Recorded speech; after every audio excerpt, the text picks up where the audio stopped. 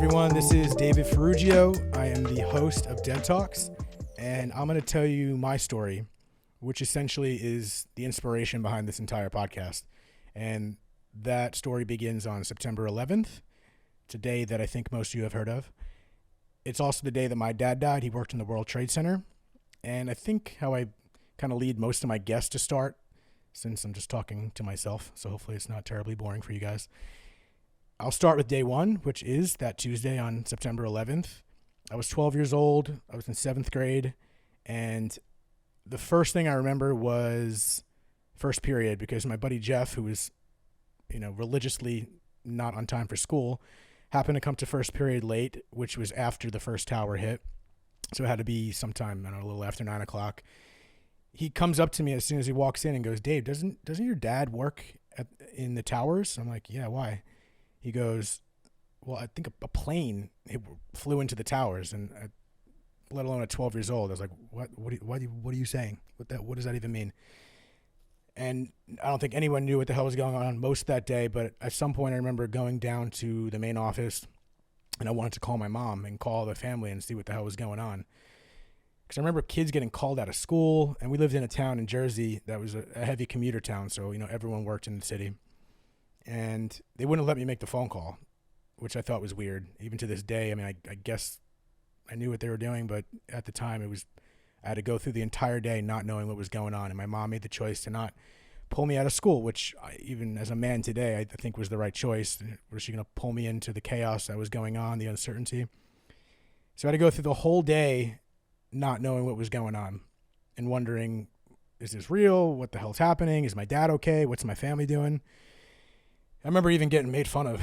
I'm not going to drop any names because he's a good dude, but at the time he was kind of making fun of me that I was looking worried before confirming that, my dad died, so fuck you. But other than that, went through the school day wondering what the hell was going on, and then it was time to go home. It was time to walk home. So I guess this is 2:30, 3 o'clock.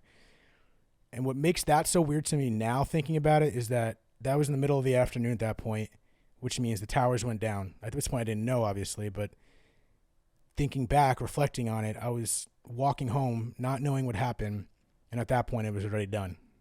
The towers were already down, my dad was already gone, but I didn't know it at that time, so reflecting on it just weirds me out. But anyway, my best friend of now 30 years or so got suspended from the school bus before the school year started. So to tell you what kind of troublemaker he was suspended from the school bus before the school year started. So, which ended up being a blessing because he was right by my side and I couldn't have had anyone else better than him to walk by my side that day. And I don't remember what was said. There's a lot I don't remember, so I'm going to preface the rest of the story with that. But I remember walking home and I made that one bend around the block, and that was the first time I could see my house. And that's when I saw cars outside. There was just, the entire cul-de-sac was filled with cars surrounding my house, and that was the moment that confirmed that shit went down, and I was about to walk into something that, would change me forever. And so I remember walking to the house. I guess James got pulled aside, and all my family, my cousins, everyone was there. And all I remember was just walking to my living room, and I see my cousins there. And I think it was my mom or someone was trying to pull me away from the TV, but I wanted to look at the TV to see what happened. And that was the first time I saw the replay. Like I said, it was a replay because all this went down already of the towers going down. And all I remember is bursting into tears. I was aware. I was only 12, but it was pretty clear what the hell just happened. And that's when I lost it for the first time. And as I prefaced earlier, there's so much I don't remember. That's the crazy thing. It's like, clearly I was a young age. I was 12, but I'm not young enough to not remember things. Like, obviously I remember my relationship with my father, but there's so much I don't remember from there on after. And from what I understand and what makes the most sense is clearly a defense mechanism for my body just to block that shit out because it was so traumatic, which is your body pretty much saying, we're going to bury this right now so you can handle it, but we're going to fuck you up later, so you have to figure this out when you're a man, which is what pretty much happened. And not that I'm fucked up, I'm good, but, I always wonder how much that day affects who I am today and has affected my decisions and my subconscious thoughts and just who I operate on, who I am as a man today. I don't know, that's something I need to dig down on because I've never had therapy or anything of the sort. But I guess following that time after that day, my mom, my sisters, everyone around me was just a rock. The support system that we had was just, to this day, is just, it's kind of ridiculous, because I know I've spoke to so many people on this podcast, and I've spoke to so many people in my life that have gone through shit like we all do, such as life, but not everyone has a support system, which I can't imagine how much harder that makes going through anything. And I was fortunate enough to have an amazing support system that got me and my family through it.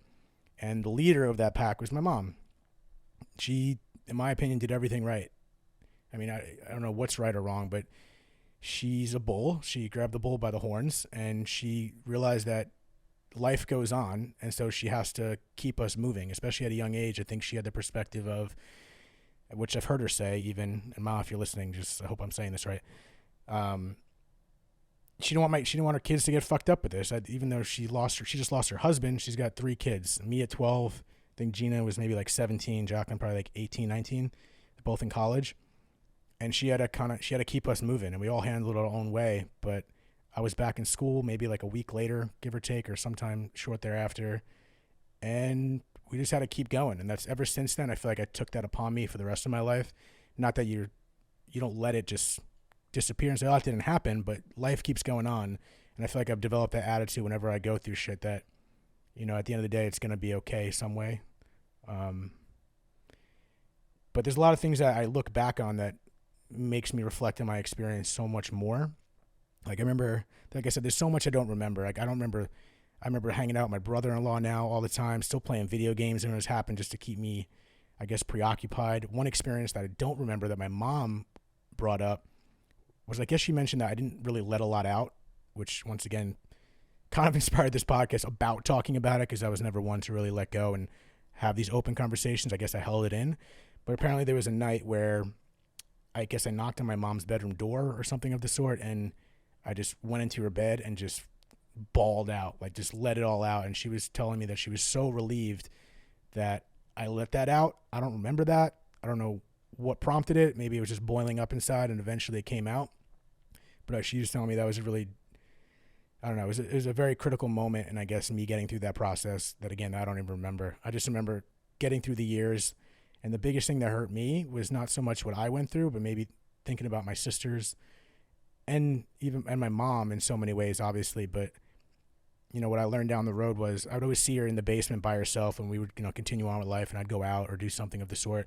And my mom would always be by herself, until she found, another love in her life that I'm very grateful for. I never thought about, I was like, my mom's just by herself. She'd always tell me she's good. She'd always, try to cry behind closed doors, which I didn't really know at the time. And she would tell me, as I got older, when we were able to have a heart-to-heart, she would say, once we left, that's when she would let it all out. She was how strong my mom is, and my family in general, of course, and my sisters, is just, it's remarkable. It's remarkable that she had to carry that, so much of the burden, and be strong for us. So, I mean, besides all the support system that I had, I owe so much to her, and that's obvious.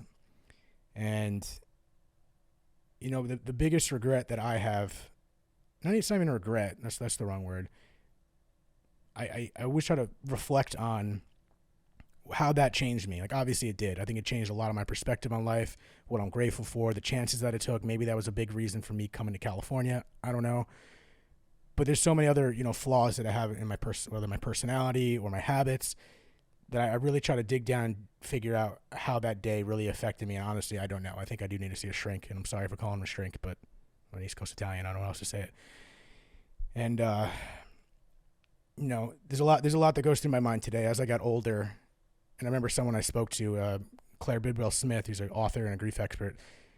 I told her that I feel like when I hit 30 or 31, I'm 33 now, really started reflecting on things. And she said, I guess that's a common occurrence when you lose someone at a young age, for whatever reason. Maybe it's just men as well. Once you hit that 30 to 33 age, she was saying that's a really pivotal point where you really start thinking about things. And my point is, as I got older, I really started reflecting on the situation way more. Because again, there's so much I don't remember. That's what frustrates me. It frustrates me to not really understand what I felt as a kid. It actually really kills me. Like, I don't even know if I handled it well, if I handled it shitty. And I remember people telling me that I was the man of the house, but I always think, did I step up as a man? Because I don't remember. I was so young. I don't know if it's regret or what, but I always think about, yes, I was the literal man, the only man of the house because I was the only one with a piece of deal. But I don't know if to this day, I don't know if I stepped up as the man in my house. Like, what was I supposed to do? Was I supposed to turn 18, go to war? What the fuck? I don't know. That wasn't in me either. So that's a big thing that I always reflect on. I have to ask my mom, my sisters that. I'm sure they'll say nice things. But I don't know. The biggest thing I miss so much about is that becoming a man and being a man now is that I miss that. I miss those. I didn't get a chance to have a beer with my dad, even though I snuck a beer here and there, and he gave me a sip of what he was drinking. But like I feel like these are the best times. Being a grown man and having that time with your father, these are the best times. I'm missing the best moments right now. And I was blessed to have those first 12 years of him being a fantastic dad, being at my Little League game and all that. So at the same time, even when you lose someone and you go through that trauma, you can either go two ways. It's been over and over on this podcast, but you can choose left, you can choose right. Obviously, there's plenty of other directions, but you can see the light, you can stay in the darkness. Honestly, staying sad is way more easier than working on it to be happier. And that's a big lesson that I've heard. Like I'm going through some things right now, and that's life. We all go through those things. So I don't play the victim. I don't show pity on myself because at the end of the day, someone always has it worse. But a lot of that day, the perseverance that was instilled on me through my mom and my sisters, that stays with you for the rest of your life. It's like one of those things. If I dealt with this, what else is going to knock me down? But it doesn't make other things easier. That doesn't. I wish it did, but it doesn't. Yeah, I don't know. It's just. I'm kind of probably going to go on a rant from here because once again, I have no one asking me questions. It's just me and all these lights. But yeah, I don't know. That day was so fucked up. It's so weird when I think about it. It's part of me in this podcast is like I like to be direct with it, and I can say, yeah, my dad didn't pass. My dad's dead. My dad was killed. That's the crazy thing. When I think about it, I get really intimate with him. Like my dad wasn't a targeted attack on him specifically, but it's like my dad was murdered. My dad was killed. And I think it's important to be okay with saying those things. I feel like since I'm more comfortable saying that, I don't know if I'm just burying a lot of things down, but I feel like that's part of the acceptance, and acceptance is a major part of that. It's a major part of so many things, and it's so much easier said than done. But once you just accept things the way they are, even if you fucked up terribly, even if you've gone through this or that, it's really up to us to let the baggage go. And when I let the baggage go, it's not that I'm forgetting about my dad. That's the exact opposite. I mean, I brought his little Cooperstown little bat with me right now that he had as a kid. I don't know why, but I wanted it next to me. And it's not about forgetting it because you never forget it. You kind of evolve around grief, if anything. It sticks with you forever. But I don't know. It's just an experience that it's just part of life. And like I said, I don't feel pity for anything. But back to what I was saying, lost my train of thought. In regards to dropping that baggage, I was always one that, maybe it's because since day one when I saw the footage, I wanted to see it. I wanted to see the towers go down. And to this day, I always rewatched it. I always rewatch the towers. Occasionally when I feel like I'm not letting emotions out or something of the sort, I go watch the towers go down just to cry. Or I watch it over and over again every anniversary. I want that feeling to come out. So part of me, it's kind of like a healing process of maybe because I just don't cry normally, that this is a way to get it out. I don't know what it is about seeing it. I don't know if I replay back to what I could have done differently as a kid. And once again, I got to cut myself some slack. I understand I was only a 12-year-old boy, but I don't know. Sometimes I wish I could have done things differently, handled things differently. But at the end of the day, that's part of it. It's part of it. Is whatever we decide to do in the moment, that's it. It's another part of acceptance. And yeah, I don't know. It's crazy. Like it sucks that my dad's gone, but at the same time, it taught us so much. Me and my family are already so close, but it brought us even closer together. It's changed my perspective on life to this day. And I think about it all the time. If I didn't have that experience, how different would I be? Would I have I become a better man? I don't know. It's just an experience that we're all going to go through one day.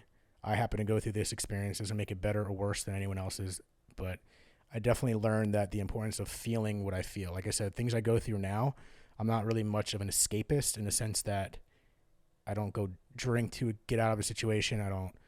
If anything, I hibernate more and get deeper in myself. And I don't know. I think that's better because I think I get through it and I feel it. I don't avoid it because the more you avoid these feelings, it's just going to catch up later. Like when I was a kid, like I held it in so much and eventually just poured out of me. That's going to happen to you now. If you don't deal with your shit, hopefully in a healthier way sooner than later, it's going to hit you down the road. And I realized the importance of just feeling what you feel. And that's the only way to get through it. You really can't go around it. You can't go under it. You can't go on top. You got to go through it.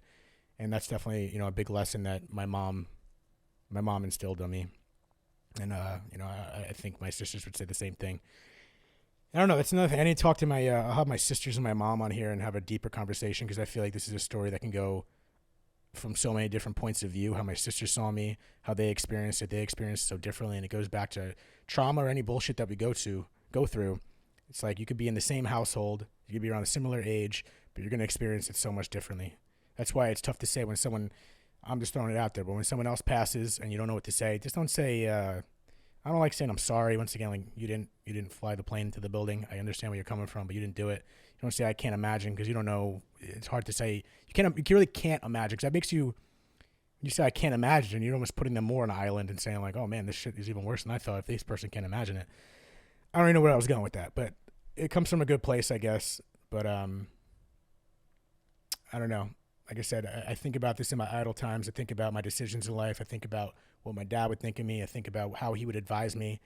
And I have had plenty of male figures in my life that have been truly supportive, and my friends' fathers, my brother-in-law and his family. But sometimes I feel isolated. I don't know. Even though I've had that really great male role models, I just don't have my dad. But it's like, yeah, so many people never even had a dad. So it's like, it's the same friggin' circle. It's like, there's a level of gratefulness. It's like, I had my dad for 12 years. I should be happy, but like, yeah, but it's still fucking sad and it sucks. So I don't know.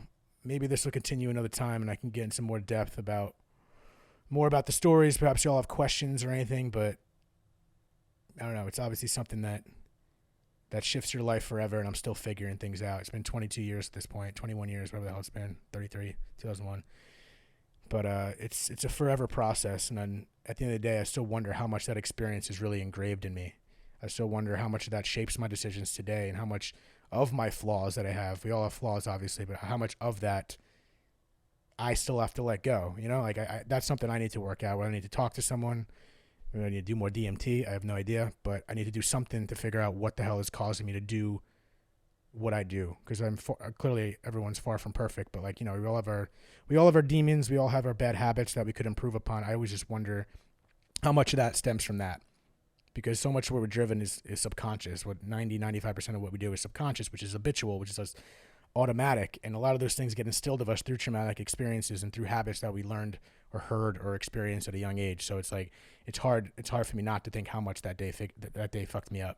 Even my mom said it. She kind of said it in like an East Coast beautiful Italian mother way. Like, I think it did fuck you up, but she didn't say it and like I'm like a total nutball. But from her experience, obviously it had to do something to me. It did something to my sisters. It did something to us, and I gotta figure out what it is. And I feel like I know, but it's part of this letting go. It's so important just to let things go. Like the shit we go through, so much easier said than done. But like I said, with the baggage, we're just carrying this baggage in our hands. Every day we're carrying so much baggage in our hands that it's up to us to literally just put that shit down. Because it's past in the past sometimes. You got to learn from it. You can't dwell on it. You can't get too absorbed in it. You got to learn from it, reflect, sure. But we got to let that baggage go. And it's an analogy much easier said than understood. But I don't know. I just think about my experience with my dad, especially in shitty moments where I'm like, okay, this is it. This is okay. This is how I feel. However I feel, that's okay too. So, I don't know. 9/11's crazy. I also had a weird thought the other day. I was like, whatever countries are like, a day ahead, do they still call it 9/11? Like, isn't that technically September 12th for some places? I wonder if they ever worried about that, but no, that's just my thought. Other than that, guys, that's a little bit of my story. I can go on for 9 more hours. I don't even know how long it's been, but for anyone that's listening, if you guys have specific questions, I'll chop it up a little bit more, answer questions, whether on here or probably not in here because I'm going to be talking to other people. But feel free to reach out to me, DMs, emails, whatever. I think you asking me questions might help me. This podcast has actually been truly healing for me in many ways. So hopefully this podcast, connects to some people, whether you lost someone in 9/11 or not. We all go through it one way or another, and I hope this connects to people to shift a little bit of a perspective that haven't lost someone. That's a big thing. One thing I learned from this experience of trauma is a great teacher, fantastic teacher, a bitch, but it's a fantastic teacher. And I don't want people to wait for trauma to shift your perspective, whether it's gratefulness or a change in attitude or the way you live your life. If trauma happens, it can be, like I said, a hell of a teacher, but I don't want a lot of people to wait for trauma to shift their perspective in life and go on a path that you may, better prefer. So I hope people can take that from my story, from more importantly, other stories I'm going to continue to have on this podcast. But that's my 9/11 story. That's where I'm at right now. I'm probably going to end this right now and regret not saying a lot of things, but signed, sealed, and delivered. That's it. I want to thank you guys for tuning in to another episode of Dead Talks, a solo version in memory of September 11th popping up. And that's it, guys. This is Dave Ferrugio, your host of Dead Talks, and thank you so much. Thank you so much for tuning in to another episode of Dead Talks. Please do not forget to hit the subscribe button and also the notification bell. That'll give you updates as to when we post a new video, more episodes, and more content in general. We are streaming on all the major podcast platforms, including Apple, Spotify, iHeartRadio, Pandora, and all that. And also find us on Instagram at Dead Talks Podcast or www.deadtalks.net. Thank you so much.